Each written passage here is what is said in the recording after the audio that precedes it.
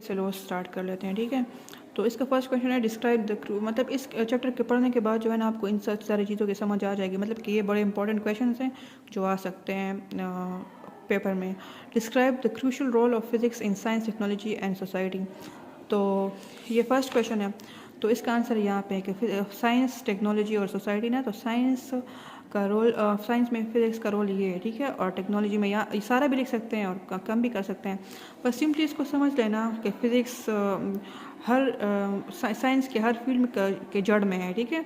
और फिजिसिस्ट जो है ना उन्होंने डेवलपमेंट्स प्रोवाइड किया हुआ है किस चीज़ में, chemistry, bio, geology, agriculture, environmental sciences, astronomy, engineering वगैरह में, ठीक है। और इवन इन मेडिसिन में भी जो डेवलपमेंट है ना इनकी वजह से। कैसे?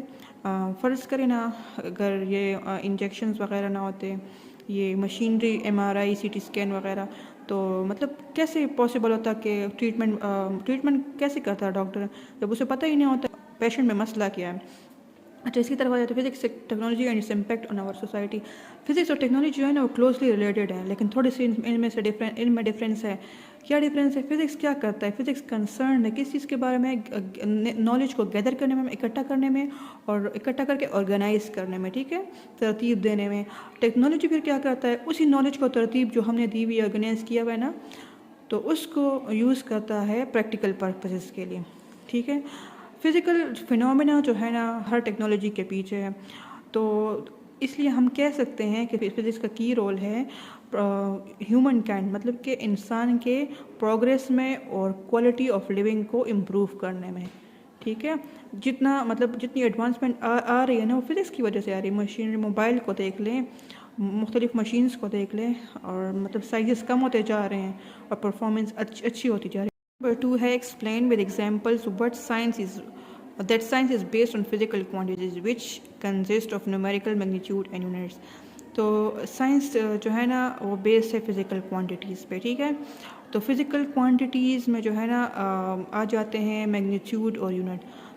All the quantities that can be measured are called, वो क्वांटिटीज़ जो हम मेजर कर सकते हैं उनको हम फिज़िकल क्वांटिटीज़ कहते हैं। फिर इसमें दो चीज़ें हैं, एक है मैग्नीट्यूड और दूसरा है यूनिट, ठीक है। तो क्योंकि यूनिट के बगैर इम्पॉसिबल है, हमने जो मतलब समझ ही नहीं आती एक्यूरेटली, हम फिर डिफाइन नहीं कर सकते किसी चीज़ को। तो इसका आप ये लिख सकते हैं ना, आप लिखेंगे विदाउट बोथ, मतलब कि जो है ना हमारे पास मैग्नीट्यूड और यूनिट के बगैर जो है ना, दोनों के बगैर मेजरमेंट्स जो है ना वो इनकम्प्लीट है, ठीक है। तो साइंस क्या करता है? साइंस इनको यूज़ करता है जब किसी चीज़ को डिस्क्राइब करने में एक्यूरेटली, ठीक है। एग्जाम्पल का मैंने स्पीड ऑफ कार इज़ंट 60, अगर हम कहें कि स्पीड ऑफ कार 60 है तो मतलब इसका क्या मतलब है? किलोमीटर पर आवर है, मीटर पर सेकंड है। तो इसको प्रॉपर्ली हम अगर 60 किलोमीटर पर आवर लिखें तो ये मैग्नीट्यूड होता है और ये इसका यूनिट होता है। तो मतलब मैग्नीट्यूड और यूनिट हमें दोनों चाहिए होते हैं फिजिकल क्वांटिटी को समझने में। Mass of a body isn't 10, अगर मास ऑफ बॉडी हम 10 लिखें तो इसका तो कोई मतलब ही नहीं है। 10 kg लिखें, 10 ग्राम लिखें तो फिर कोई मतलब हो सकता है इसका। तो 10 मैग्नीट्यूड होता है, दूसरा यूनिट होता है। मैग्नीट्यूड और यूनिट दोनों बहुत ज़रूरी हैं। 3 है differentiate between base and derive physical quantities. तो बेस को हम कह सकते हैं कि बेस इंडिपेंडेंट है और फिर डिराइव जो है ना वो डिपेंडेंट है बेस पे, मतलब कि वो कम्बिनेशन से बना है बेस क्वांटिटीज़ के। बेस क्वांटिटीज़ कौन से होते हैं? इंडिपेंडेंट, जैसे कि लेंथ, मास, ये 7 क्वांटिटीज़ है, 7 क्वांटिटीज़ है वो बेस होते हैं, और बाकी सारे जो है ना वो डिराइव होते हैं। और डिराइव को हम क्या कहते हैं? कम्बिनेशन ऑफ बेस क्वांटिटी, मतलब कि बेस क्वांटिटीज कम्बिनेशन से बना, या हम कह सकते हैं कि defined in terms of base quantity. Base quantities के बेस पे ये डिफाइन हुए हैं, ठीक है। इनके एग्जाम्पल वेलोसिटी, वॉल्यूम, एरिया, कुछ भी हो सकता है इनके एग्जाम्पल्स 7 बेस क्वांटिटीज़ के अलावा। इनकी आप ये डिफिनेशन भी लिख सकते हैं, ये भी लिख सकते हैं, इन दोनों में से कोई भी लिख सकते हैं। बेस क्वांटिटीज़ में आप एग्जाम्पल्स में इन 7 में से कोई भी लिख सकते हैं, और डिराइव में बहुत, इनके अलावा भी बहुत सारे हैं, लेकिन ये कुछ हैं, और बेस तो है ही 7। क्वेश्चन नंबर 4 की तरफ list the 7 units of SI along with their symbol. अच्छा, SI यूनिट 7 लिखने हैं, उनके सिंबल लिखने हैं, ठीक है। तो 7 SI यूनिट्स ये हैं, ठीक है, और उनके सिंबल्स ये हैं। लेकिन अब ये 7 बेस क्वांटिटीज़ के नेम भी याद रख लें, उनके ये सिंबल्स भी याद रख लें, ये भी आ सकते हैं। ये बहुत इंपॉर्टेंट क्वेश्चन है।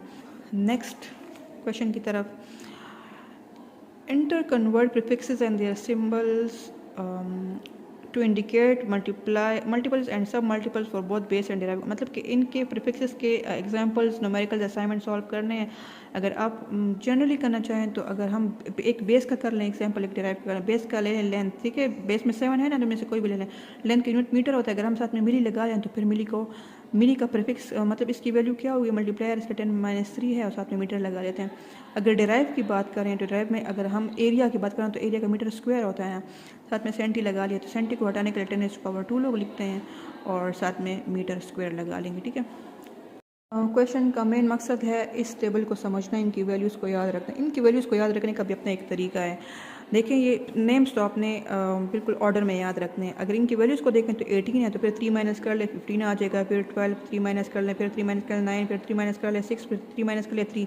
अब इसके बाद 2 1 लिखना है, फिर 1 2 से स्टार्ट हो जाना है लेकिन माइनस में, ठीक है। 1 2 3 लिख लेना, फिर -6 3 प्लस किया, फिर 3 प्लस किया, फिर 3 प्लस किया, फिर यहाँ पे ये सारी चीज़ें माइनस में है या प्लस में है। तो इस तरह ये आपको याद ऑर्डर में अगर नेम्स याद रख लें तो फिर इनको लिखना आसान है, इनको याद रखना आसान है। इन्हीं को यूज़ करना है एग्जाम्पल्स में, असाइनमेंट्स में, ठीक है। मुख्तलिफ एग्जाम्पल्स और असाइनमेंट्स हैं, इनमें इनको यूज़ करना है। क्वेश्चन नंबर 6 है, right the answer in scientific notation in measurements and calculation. तो मतलब कि साइंटिफिक नोटेशन या स्टैंडर्ड फॉर्म वाले क्वेश्चन करने हैं। ये वाले एग्जाम्पल्स, एग्जाम्पल 1.1 1.2 1.3 और इस तरह इसके वो जो है ना असाइनमेंट्स भी हैं, पीछे इसके न्यूमेरिकल्स भी है, वो भी देख लें। तो इसमें ये करना इनमें से आ सकते हैं। इनमें मेन बात यह है ना कि अगर पॉइंट ना हो तो मतलब वो आखिर में होता है, 0.0 लिख सकते हैं, मतलब 0.0 मल्टीप्लाई 10⁻0 ना, और इस पॉइंट को फिर फर्स्ट नॉन जीरो डिजिट के बाद शिफ्ट करना होता है। जब हम लेफ्ट पे शिफ्टिंग करते हैं तो पावर में फिर पॉजिटिव नंबर आते हैं। कितने नंबर हमने क्रॉस किए, 8 नंबर क्रॉस किए, तो पावर 8 आ जाएगा, पॉजिटिव नंबर आ गया।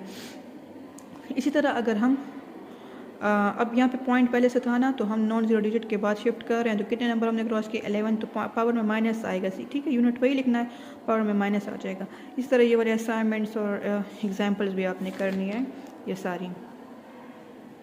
Working of vernier caliper and screw gauge for measuring length. Vernier caliper और स्क्रू गेज क्या वर्क करता है लेंथ को मेजर करने में। तो वर्नियर कैलिपर का मैंने ये शॉर्ट फॉर्म में इसको लिखा हुआ है। वर्नियर कैलिपर जो है ना स्लाइडिंग स्केल को यूज़ करता है रीड करने में फ्रैक्शंस को, ठीक है, मेन स्केल पे, और वो एक्यूरेटली रीड करता है। इसी तरह स्क्रू गेज जो है ना मेजर स्मॉल लेंथ मेजर करता है रोटेटिंग स्क्रू के ज़रिए, जिसकी मतलब पिच अननोन होती है।